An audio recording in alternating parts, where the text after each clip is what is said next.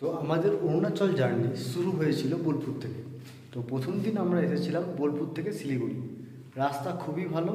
তো বোলপুর থেকে শিলিগুড়ি সেভাবে আমি ভিডিও করিনি, তোমাদেরকে আস্তে আস্তে বিবরণ দিয়ে দিচ্ছি। তোমরা ম্যাক্সিমাম 6 থেকে 7 ঘন্টা মানে কি বলবো হাইওয়েতে থাকবে, বাকিটা রাস্তা কিছুটা খারাপ। তো তোমরা যারা কলকাতা থেকে আসো তাদের ম্যাক্সিমাম 12 ঘন্টা আরামসে তোমরা শিলিগুড়ি 9টার আগেই পৌঁছে যাবে। আমরা যেমন বিকেল 4টের আগেই পৌঁছে গেছিলাম শিলিগুড়ি, কারণ আমরা সেভাবে ব্রেক নিই। আর চেষ্টা করবে পার 100 কিলোমিটার পরপর ব্রেক নেবার। ওই 50 কিলোমিটার বারবার দাঁড়ানো এটা কিন্তু খুব বাজে অভ্যাস। তো চেষ্টা করবে একটু বেশিতে লংয়ে ব্রেক নেবার, তাহলে তোমরা খুব তাড়াতাড়ি শিলিগুড়ি পৌঁছে যাবে। রাস্তা এখন খুবই ভালো, ওয়ান ওয়ে রাস্তা আছে। তোমরা সাথে তোমাদের বুঝতেই পারছো যে শিলিগুড়ি প্রথম দিন প্ল্যান করে নাও। তো শিলিগুড়ি যারা আসছো তাদেরকে বলে রাখি, শিলিগুড়িতে কিন্তু প্রচুর রুম আছে সস্তায়। তো তোমরা প্রচুর সস্তায় রুম বুকিং করে নিতে পারো। যে কোনো রুম তোমরা 1000 টাকার মধ্যে ভালো রুম পেয়ে যাবে শিলিগুড়ি মার্কেটে।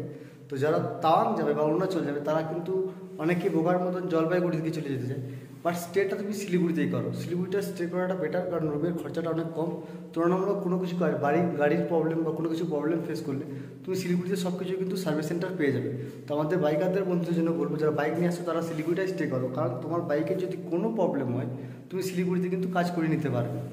সেকেন্ড ডেটা জার্নিটা আমি তোমাদেরকে একটু পরে বলছি। তো ফার্স্ট ডে আমরা শিলিগুড়ি যখন এসেছিলাম আমরা সেভাবে প্রবলেম ফেস করিনি।